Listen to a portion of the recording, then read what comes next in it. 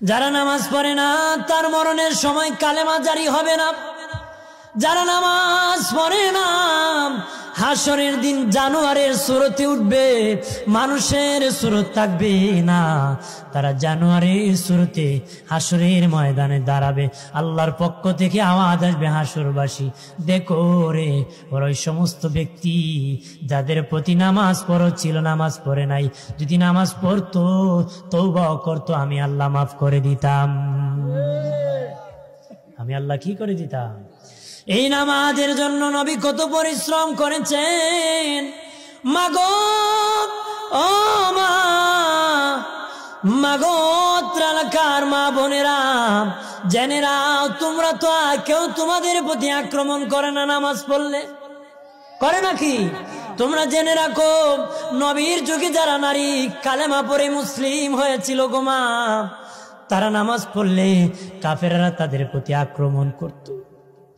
নারীরা যখন সেজদায় যেত, মাগো নবীর যুগের নারীরা যখন নামাজে যেত গো মা, রুকুর মধ্যে যখন যেত, বেঈমানেরা তাদের স্তন কেটে কেটে ফুটবল খেলাইতো। তা কেন তুই নামাজ পড়লে? ভুলে গেলে এইভাবে কেটে দিত, তারপরও তারা নামাজ সারে নাই। কত বড় জুলুম আর কত বড় নির্যাতন। মা গো এত সুখে তাকিয়া নামাজ পড়ো না গো মা, ওই দিন বুঝবা যেদিন কেউ তোমার সাথে যাবে না। বাবা রে, সাহাবীরা কত মার খেয়েছে, জিহ্বার মধ্যে গরম পাথর লাগাইয়া দিছে,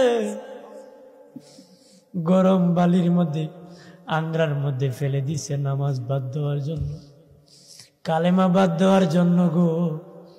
কত চাপ প্রয়োগ করা দিয়েছে।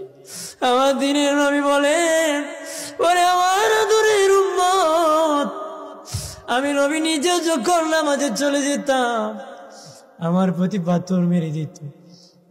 এমনকি আমি নবী একদিন সেজদায় দিলাম, সেজদায় যখন চলে গেলাম, উটের নারী বুড়ি আমি রাসূলুল্লাহর মাথা মুবারকের মধ্যে ফেলে দিয়েছিল রে।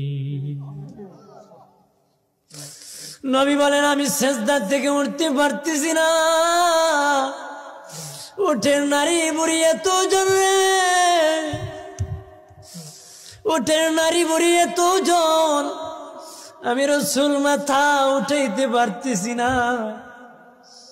আমি সেজদা করতে, নামাজ প্রতিষ্ঠিত করতে, আমার আম্মা ফাতেমা আসিয়া উটের নারী বুড়ি টানিয়া আমি রাসূলুল্লাহকে সেজদার থেকে উঠাইছে। আমার দিনের নবী যেদিন বিদায় হয়ে যাবেন, অসুস্থ হয়ে বললেন, মসজিদ নববীতে নবী যেতে পারেন না। আম্মা জান আয়েশা সিদ্দিকা রাদিয়াল্লাহু তাআলা আনহাকে ডেকে বললেন, আয়েশা আমাকে একটু বিছানার থেকে উঠায় বসাও রে আয়েশা। মা আয়েশা বলেন, নবী এত দুর্বল হলেন, মসজিদ নববী আমার হুজরার জানালা খুলে দিলাম, নবী জানালা মুবারক দিয়ে মসজিদ নববীর দিকে তাকালেন, নবীজি আমি আয়েশার মধ্যে হেলান দিলেন, নবী দুর্বল, নবী বসতে পারতেছেন না। আর আমার বাবা আবু বকর মসজিদ নববীতে ইমামতি করতেছেন। আমি বললাম, ইয়া রাসূলুল্লাহ, ওগো দিনের নবী, আমার বাবা আবু বকরের নামটা বাদ দিয়ে ওমর ফারুকের নামটা দিয়ে দেন, আমার বাবার ইমামতি বাদ দিয়ে ওমর ফারুককে ইমামতি দিয়ে দেন। আমার আয়েশা সিদ্দিকার এই কথায় নবী বলেন, আয়েশা তোমার বাবাকে ইমাম বানাইছি, তুমি তো খুশি হওয়ার কথা, তুমি কেন বাদ দেওয়ার কথা বলতেছো?